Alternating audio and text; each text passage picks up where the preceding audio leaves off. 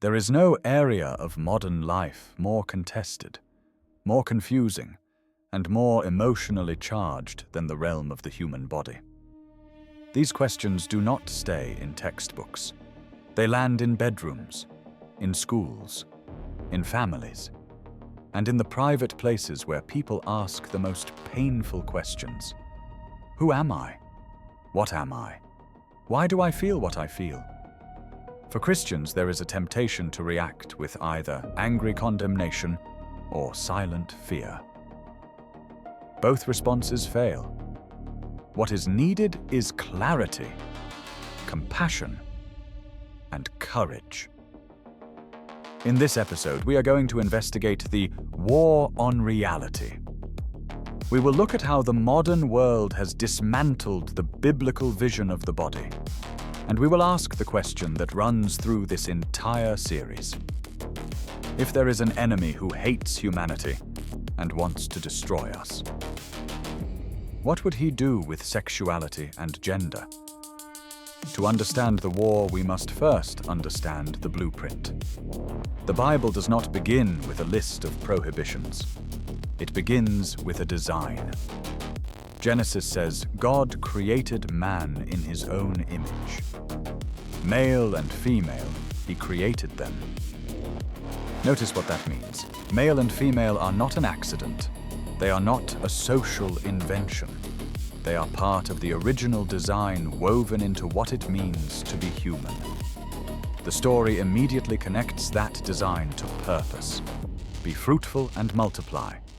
The distinction between male and female is ordered toward life, toward the future. Genesis then zooms in. God forms the man. Breath enters lungs. But then God says something surprising. It is not good that the man should be alone. This is the first not good in the universe. The man is not complete by himself. So God makes a helper fit for him, not a servant, a complement, a partner who matches him in dignity, but differs from him in a way that makes union possible. God does not create another man for Adam. He creates a woman, like Adam in nature, different from Adam in form. When Adam sees her, he erupts into poetry. This at last is bone of my bones and flesh of my flesh. This is the biblical vision. One man and one woman, united in covenant, becoming one flesh, with nothing to hide and nothing to fear. The body matters. Male and female are meaningful. And sex is designed for covenant, not consumption.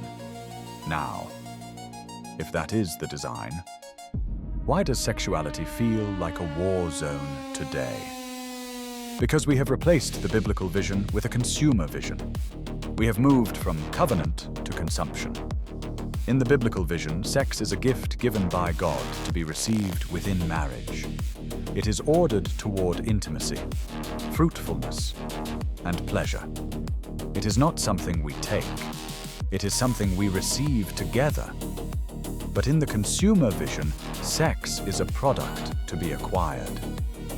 The question is not, what has God designed? The question is, what do I want? Look at the trajectory of the last 50 years. First, we separated sex from marriage. Hookup culture taught a generation that sex is just recreation, a low-stakes activity like playing tennis. But the body can do casual. The soul cannot. When people act like sex is nothing, it rarely stays nothing. It leaves marks. It bonds. It breaks. And many discover too late that freedom without covenant becomes loneliness with memories. Next, we separated marriage from biology. If marriage is not anchored to the union of male and female, then the body becomes less important. What matters is desire, choice, and personal fulfillment. And once desire is the foundation, the logic keeps moving. This brings us to the gender revolution. We are told today that the real you is a ghost trapped inside a machine. We are told that if your feelings do not match your body, then the body is wrong, and the body must be broken to set the ghost free. This is not just a political shift. This is a claim about reality itself. It says the body does not tell the truth about the person. It says that design is a prison. It says that identity is self-created. It is the ancient temptation dressed in new clothes. You will be like God. You will define reality. You will be your own maker. Now, I want to be very clear. People who struggle with gender dysphoria are not abstract debates. They are human beings. Many are genuinely suffering. Many are carrying pain they did not choose.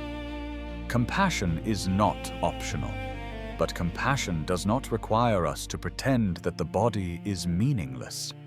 A loving response is not to celebrate confusion. A loving response is to walk with people, to listen, and to hold out a deeper hope.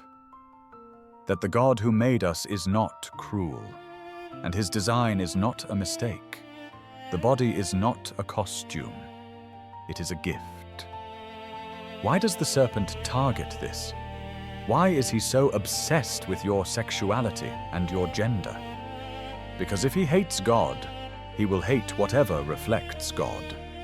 And humanity reflects God in a unique way. Not only in our minds, but in our embodied existence, in male and female, in the creation of new life. The serpent cannot strike God directly, so he strikes the image. If he can turn sex from covenant into consumption, he can turn love into use. If he can turn bodies into raw material, he can turn gratitude into rebellion. If he can confuse the difference between male and female, he can blur the very picture of God in the world. And if he can make the body confusing, shameful, and contested, he can keep people trapped. Trapped in secrecy, trapped in performance, trapped in a life where the self is God, and the self is never satisfied. So what do? We stop apologizing for reality. We hold fast to the truth that your body is a temple, not a tool. We speak the truth with love, remembering that the person caught in confusion is not the enemy. They are the ones Christ came to rescue. And we trust that the truth is stronger than the lies. The sexual revolution promised freedom and delivered addiction. The gender revolution promised authenticity and delivered confusion. These stories cannot hold the human soul forever, because deep down we still long to be known without being used. We still long for an identity that does not collapse under pressure. The serpent has made the body a battlefield, but the body belongs to the Lord, and the Lord will have the last word.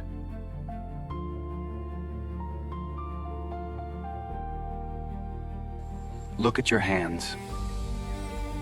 Look at your face. The world tells you these are accidents. They tell you that you are a mistake, that you must carve yourself into something new to be happy. But I tell you, you are a masterpiece. I did not knit you together in your mother's womb just to have you tear yourself apart. Your body is not a cage for your soul. It is the temple of my spirit. Do not destroy the temple. Honor it. I did not put you in the wrong body. I put you in a broken world.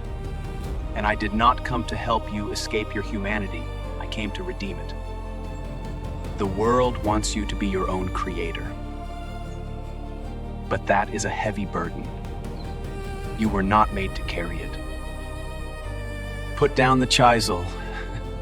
Stop trying to invent yourself. And come home to the one who knows your name.